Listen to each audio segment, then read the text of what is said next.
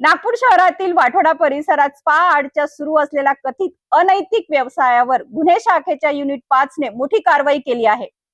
Exotica स्पावर टाकलेल्या छाप्यात 3 पीडित महिलांची सुटका करण्यात आली असून स्पाची मालकीण आणि व्यवस्थापकाला अटक करण्यात आली आहे.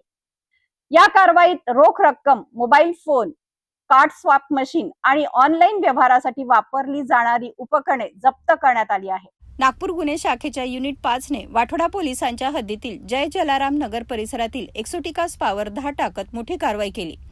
पोलिसांनी दिलेल्या माहितीनुसार स्पाच्या माध्यमातून कथित अनैतिक व्यवसाय सुरू असल्याची माहिती मिळाल्यानंतर सापळा रचण्यात आला. कारवाई दरम्यान स्पामधून 3 पीडित महिलांची सुटका करण्यात आली. या प्रकरणात स्पाची मालकीण सारिका श्रीराव आणि व्यवस्थापक चंद्रकांत शिरगाव यांना अटक करण्यात आली असून स्पाची देखभाल करणारी महिला आरोपी फरार आहे.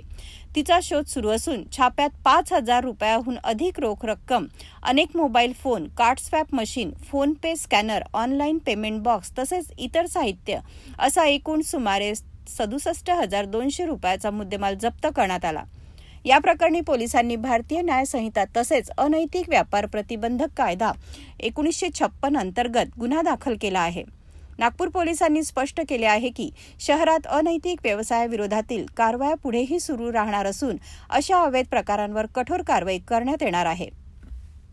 वाठोडा परिसरातील या कारवाईमुळे स्पाच्या आड सुरू असलेल्या कथित अवैध व्यवसायावर पोलिसांनी मोठा आघात केला आहे.